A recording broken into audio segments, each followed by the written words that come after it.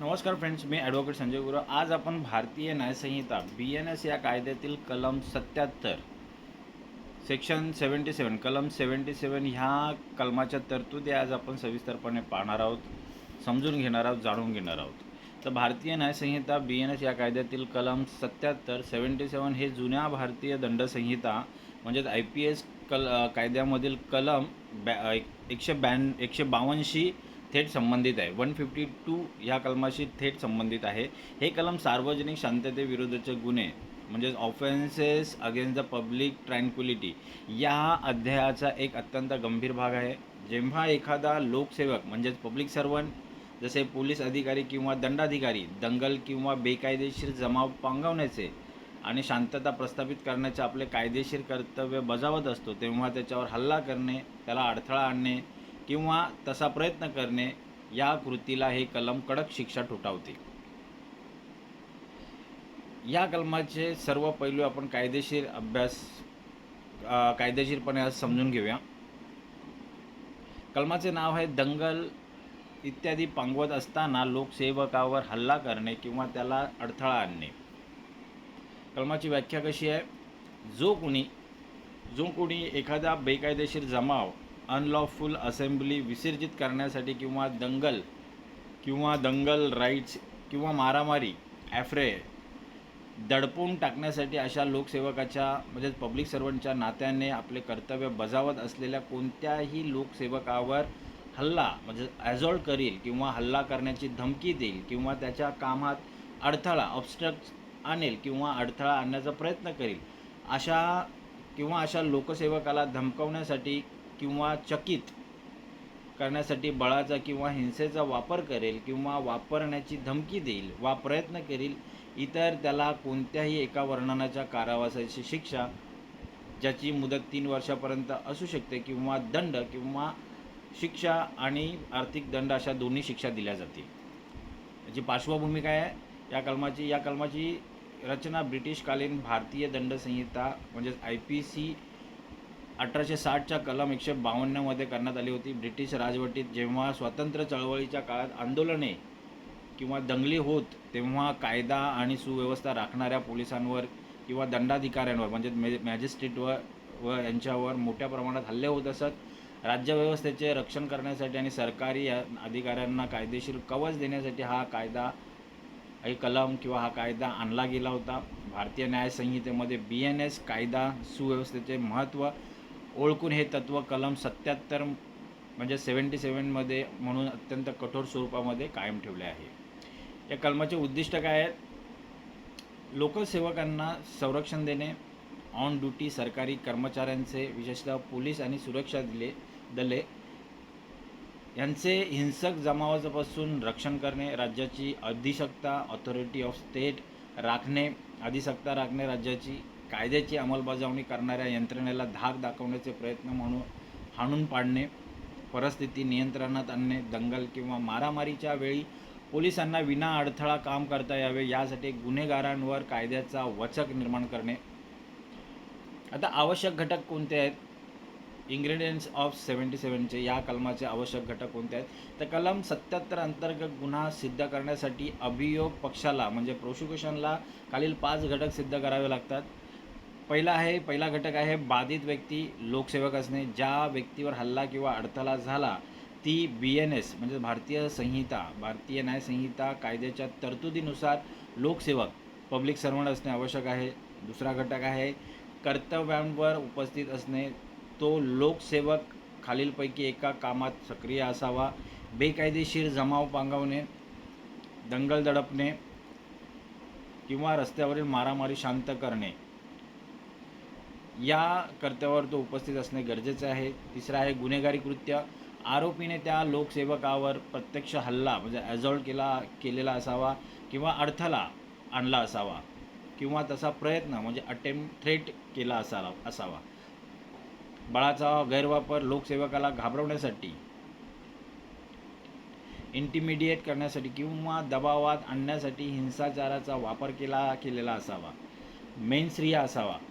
गुन्हेगारी हेतू असणं गरजेचं आहे. आरोपीला पूर्ण जाणीव असावी की ती व्यक्ती पोलीस लोकसेवक आहे आणि ती आपले कर्तव्य बजावत आहे. तर हे आवश्यक घटक आहे या कलमाचं उल्लंघन होण्यासाठी. आता या कलमाचा अपवाद आणि मर्यादा काय आहेत, एक्सेप्शन्स आणि लिमिटेशन्स काय आहेत ते पाहूया. खाजगी वैयक्तिक कृत्य, जर एखादा पोलीस अधिकारी ऑन ड्युटी नसेल किंवा तो दंगल पांगवण्याचे काम करत नसून वैयक्तिक वादातून कोणाशी भांडत असेल तर या कलमाचा वापर करता येत नाही. अशा वेळी सामान्य हल्ल्याचे कलम लागू होईल. अज्ञानाचा बचाव, lack of knowledge, civil clothes, जर लोकसेवक साध्या कपड्यांमध्ये असेल आणि त्याने स्वतःची ओळख जाहीर केली नसेल ज्यामुळे तो पोलीस आहे हे आरोपीला ठाऊकच नव्हते, तर या कलमाचा तीव्रतेतून बचाव होऊ शकतो. तर हा अपवाद आणि मर्यादा आहेत. आता कायदेशीर प्रक्रिया काय, प्रोसिजरल एस्पेक्ट काय आहेत. गुन्ह्याचे वर्गीकरण. हा गुन्हा कोणत्या स्वरूपाचा आहे तर कॉग्निजेबल आहे, दखलपात्र आहे. पोलीस वॉरंटशिवाय आरोपीला थेट अटक करू शकतात. तसंच हा गुन्हा बेलेबल आहे, जामीनपात्र आहे. हा गुन्हा जामीनपात्र आहे परंतु न्यायालय परिस्थिती पाहून जामीन मंजूर करते.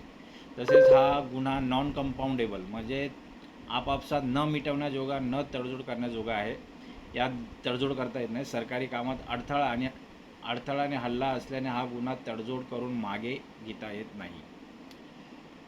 न्यायालय, ट्रायल बाय प्रथम श्रेणी दंडाधिकारी, magistrate of the first class यांच्या न्यायालयासमोर या गुन्ह्याची सुनावणी चालते. आता पुराव्याचे स्वरूप आणि पुराव्याचा बोजा म्हणजे एव्हिडन्स आणि बर्डन ऑफ प्रूफ कुणावर असेल.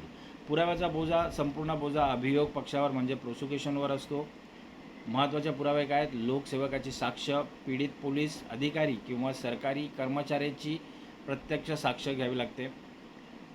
शासकीय दस्तऐवज, दंगल नियंत्रण किंवा बंदोबस्ताचे आदेश, duty roster, command certificate, electronic पुरावे, body worn camera footage, drone camera किंवा CCTV फुटेज यांच्यामध्ये पोलीस अधिकाऱ्यावर हल्ला होताना अस्पष्ट दिसत आहे असे पुरावे असावेत.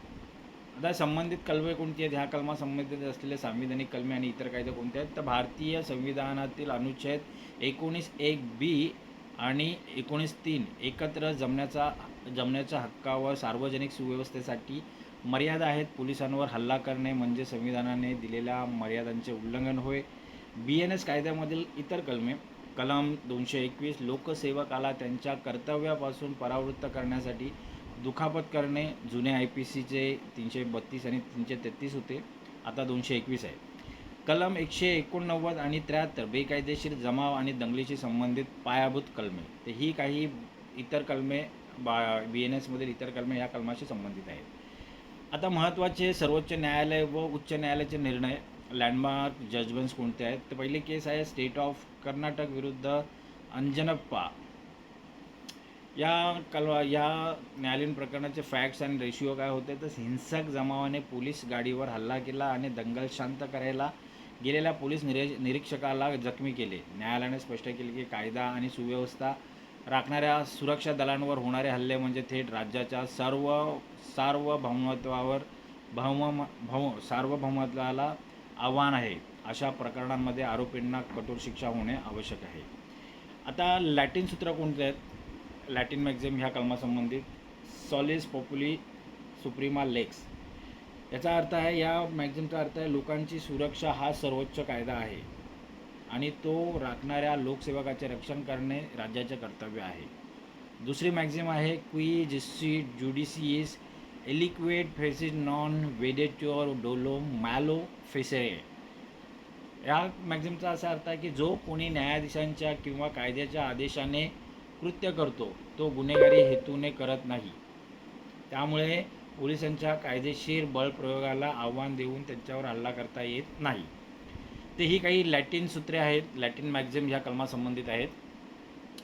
पुढे न्यायालयीन व्याख्या आणि व्यवहारात उपयोग काय आहे. न्यायालयीन व्याख्या म्हणजे न्यायालयीन इंटरप्रिटेशन काय आहे. न्यायालयीन अडथळा म्हणजे ऑब्स्ट्रक्शन या शब्दाची व्याख्या करताना स्पष्ट केले आहे की केवळ न्यायालयाने अडथळा म्हणजेच ऑब्स्ट्रक्शन या शब्दाची व्याख्या करताना स्पष्ट केले आहे की केवळ शाब्दिक वाद घालणे म्हणजे अडथळा नाही, तर अशी कृती ज्यामुळे लोकसेवकाला आपले कर्तव्य पूर्ण करणे प्रत्यक्षरित्या अशक्य किंवा कठीण होते. उदाहरणार्थ रस्ता अडवून धरणे, पोलिसांची गचाळ फाडणे, पकडणे याला अडथळा मानले जाईल. आता या कलमासाठी संभाव्य बचाव पॉसिबल डिफेन्स फॉर ॲक्यूज पीडिताला संभाव्य बचाव काय आहेत? तर चुकीची ओळख, मिस्टेकन आयडेंटिटी, आरोपीने पोलिसांवर हल्ला केला नाही तर स्वरक्षणात प्रायव्हेट डिफेन्समध्ये सामान्य व्यक्ती समजून कृत्य केले कारण पोलीस साध्या वेशात होते, हा बचाव घेऊ शकतो आरोपी.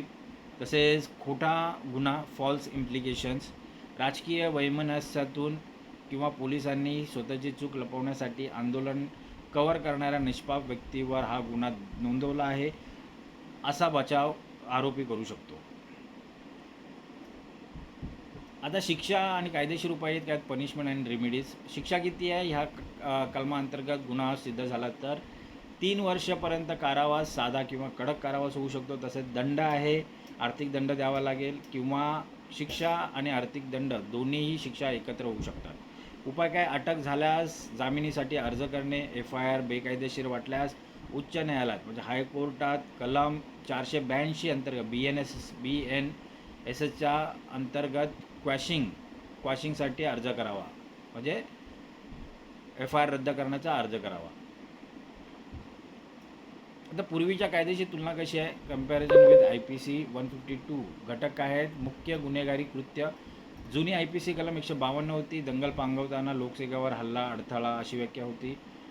नवीन BNS कलम 77मध्ये हुबेहूब तेच तत्त्व लागू आहे.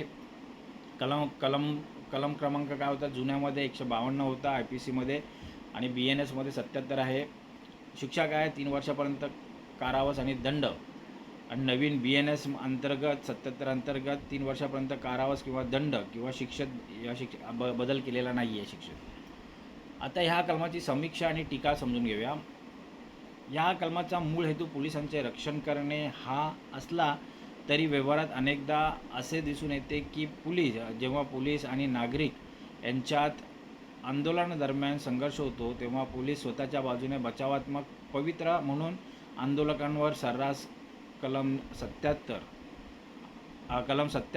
77 आणि सरकारी कामात अडथळ्याचे गुन्हे दाखल करतात. यामुळे खऱ्या निदर्शकांचा लोकशाही हक्क धोक्यात येतो, अशी टीका मानवाधिकार संघटनांकडून केली जाते.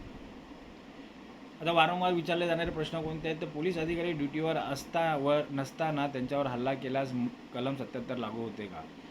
तर उत्तर आहे नाही. हे कलम केवळ तेव्हाच लागू होते जेव्हा लोकसेवक प्रत्यक्ष दंगल, मारामारी किंवा बेकायदेशीर जमाव पांगवण्याचे कायदेशीर कर्तव्य बजावत असतो.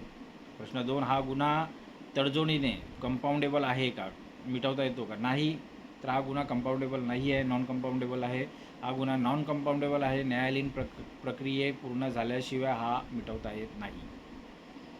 फ्लोचार्ट कसा आहे ह्या गुन्ह्याचा, ह्या कलमाचा? तर दंगल, बेकायदेशीर जमाव सुरू असणे, नंतर मग लोकसेवक, पोलीस मॅजिस्ट्रेट तो पांगवण्यासाठी घटनास्थळी पोचते, आरोपीने जाणीवपूर्वक त्या पोलीस लोकसेवकावर हल्ला किंवा अडथळा करणे, उद्देश काय? लोकसेवकाला धमकावणे किंवा त्यांचे कायदेशीर काम रोखणे, आणि निष्कर्ष कलम 77चे उल्लंघन आणि 3 वर्षापर्यंतची शिक्षा. तर असा हा याचा फ्लोचार्ट आहे.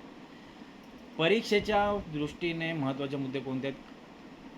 कलम क्रमांक लक्षात ठेवून जुने 152 IPCमध्ये 152 होता, तर नवीन BNSमध्ये 77 कलम आहे. गुन्ह्याचे स्वरूप दखलपात्र, कॉग्निझेबल आहे आणि जामीनपात्र आहे आणि नॉन कंपाऊंडेबल आहे. व्याप्ती काय आहे या कलमाची? हे कलम केवळ सामान्य सरकारी कामात अडथळासाठी नाही, त्यासाठी वेगळी कलमे आहेत. तर हे विशेषतः दंगल, बेकायदेशीर जमाव, मारामारी, राईट्स, अनलॉफुल असेंब्ली, ॲफ्रे या 3 विशिष्ट परिस्थितींमध्येच लागू होते. निष्कर्ष काय काढता येईल ह्या कलमाचा? कन्क्लुजन काय आहे? तर BNS भारतीय न्याय संहिताचे कलम 77 हे कलम संकटसमयी शांतता प्रस्थापित करणाऱ्या मैदानी अधिकाऱ्यांचे मनोबळ वाढवणारे कायदेशीर कवच आहे. दंगलीच्या काळात जेव्हा अराजकता पसरण्याचा धोका असतो तेव्हा कायद्याचे रक्षक निर्भयपणे काम करू शकतील याची खात्री राज्याला आणि या कलमाद्वारे करून द्यावी लागते. मात्र याचा वापर करताना पोलिसांकडून निष्पाप नागरिकांवर अन्याय होणार नाही याची काळजी न्यायव्यवस्थेला घ्यावी लागते. तर मित्रांनो, आज आपण भारतीय न्यायसंहिता या कायद्यातील कलम 77 या 77 कलमाच्या तरतुदी आज आपण सविस्तरपणे अभ्यासल्या आहेत, जाणून घेतल्या आहेत, पाहिल्या आहेत. तर हे कलम अधिक चांगल्या प्रकारे समजून घेण्यासाठी या कलमाच्या तरतुदी चांगल्या प्रकारे समजून घेण्यासाठी हा व्हिडिओ तुम्ही वारंवार पहा, जेणेकरून ह्या कलमाच्या तरतुदी तुम्हाला अधिक चांगल्या प्रकारे समजतील. तर आज आपण इथं असंच कायदेविषयक ज्ञान मिळवण्यासाठी, कायदेविषयक माहिती मिळवण्यासाठी आमचं चॅनल सबस्क्राईब करा, लाईक करा, शेअर करा आणि आपल्या प्रियजनांना, मित्रांना हे व्हिडिओज फॉरवर्ड करा, जेणेकरून त्यांचंही कायदेविषयक ज्ञान वाढेल, त्यांनाही कायदेविषयक माहिती मिळेल. तर आज आपण इथेच थांबूया. धन्यवाद.